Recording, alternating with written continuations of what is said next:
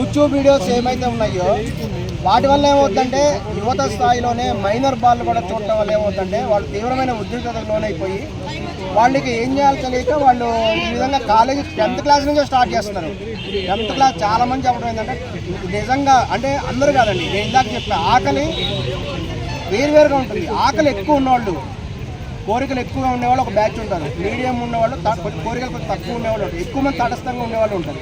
ఈ అధికమైన కోరికలు ఎవరికైతే ఉంటారో ఎక్కువ ఫైర్ బ్రాండ్స్ ఉంటారు, అటువంటి వాళ్ళు ఖచ్చితంగా ప్రతి కాలేజీలో కనబడతారు, ప్రతి స్టూడెంట్స్లో కనబడతారు. వాళ్ళు ఏం చేస్తారంటే ఇంకా ఆపుకోలేక వాళ్ళకి తగ్గ పార్ట్నర్ చూసుకొని కాలేజీ స్థాయి స్కూల్ స్థాయిలో నుంచి ప్రారంభిస్తారు.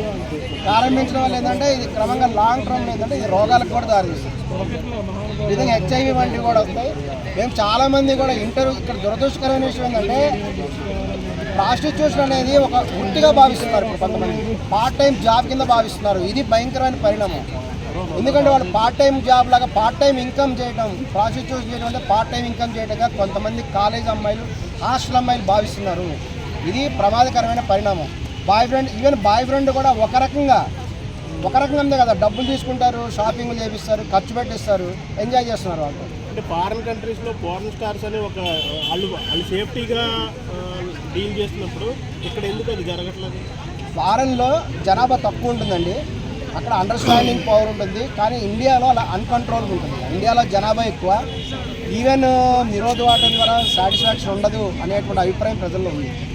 అది మెయిన్ గవర్నమెంట్ ప్రాబ్లం అంటారా? మనుషుల్లో ఎడ్యుకేట్ అవ్వాలి మనుషుల్లో. దానికి మెయిన్ కారణం నైతిక విలువలు లేకపోవడం. ఇప్పుడు ఒక అమ్మాయి నైతిక విలువలు లేకపోవడం వల్ల కదా ఇప్పుడు ఎవరితోటో ఆ అమ్మాయి వెళ్ళి సుఖం పొందుతుందంటే తర్వాత అమ్మాయి పెళ్లి చేసుకోవాల్సిన అమ్మాయి కదా, ఎవరినో వేరే వాడిని చేసుకుంటుంది. పరిస్థితి నెసెసరీ కదా, బిర్యానీ తిన్నప్పుడు కావాల్సిన నీడ్ అది.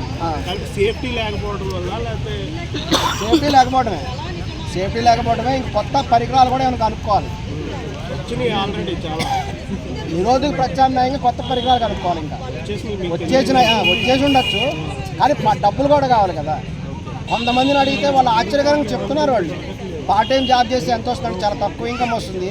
ఇందులో ఈ పార్ట్ టైం ప్రాస్టిట్యూషన్ అనేది పార్ట్ టైం జాబ్గా తీసుకోవడం వల్ల వాళ్ళకి దాదాపు నెలకి 50-60 వేలు సంపాదించే అమ్మాయిలు ఉన్నారు. ఇది వాస్తవం. కానీ మనం ఎవరిని పట్టించలేము, ఎవరి దగ్గర ప్రూఫ్ ఉండదు, పోలీసులు కూడా ఏం చేయలేదు. అంటే వాళ్ళు ఇష్టపూర్వకంగా చేస్తున్నదాన్ని నువ్వు ఎలా పట్టుకుంటావు? అది వాళ్ళ జీవితం పోవడమే కాకుండా పక్కల జీవితం కూడా పోగొడుతుంది. అవును, అందుకే కదా ధర్మ రక్షిత రక్షిత అంటారు. అనైతిక అధర్మం ఉంటే అది ఖచ్చితంగా ఎఫెక్ట్ కొడుతుంది. ఈ ఎయిడ్స్ అనేది ఎందుకు పెట్టాడు? దేవుడే పెట్టాడు. వీళ్ళు విచ్చలవిడిగా తిరుగుతున్నారు పార్కుల్లో విచ్చలవిడిగా అనైతిక సంబంధాలు చేస్తున్నారని. మీరు అమ్మాయిల గురించి చెప్పారు. వివాహిత స్త్రీలు ప్రాస్టిట్యూషన్ చేసేవాళ్ళు అంటే వాళ్ళకి నిరోధ అవసరం లేదు కదా, వాళ్ళు ఇష్టం, వాళ్ళకి భయం కూడా లేదు. ఎక్కువగా ఇప్పుడు ఏంటంటే ప్రెగ్నెన్సీ వస్తుందని నిరోధ వాడతారు. ఇప్పుడు ప్రెగ్నెన్సీ భయం లేకపోతే ఇంకా విచ్చలవిడి చేసేసుకోవడం, అది ఇంకా రెచ్చిపోతున్నారు. సో డబ్బుల కోసం ఈ విధంగా. అందుకే పూర్వకాలం ఏంటంటే ప్రత్యేకంగా వ్యభిచార గృహాలు ఉండేవి. ప్రభుత్వం ఏం చేయాలంటే ఇప్పుడు హెచ్ఐవి తగ్గాలంటే అఫీషియల్గా కొన్ని వ్యభిచార గృహాలు పెట్టేయాలి. ఇదివరకు కర్ణాటకలో ఉండేవి వ్యభిచార గృహాలు పెట్టేవాళ్ళు, వాళ్ళు ట్యాక్సులు కూడా కట్టేవాళ్ళు గవర్నమెంట్కి. ఎస్ ఉండేవి, నిజం అది. ఎస్ ఈవెన్ 20th సెంచరీలో కూడా ఉన్నాయండి, 20th సెంచరీలో కూడా నడిచినాయి.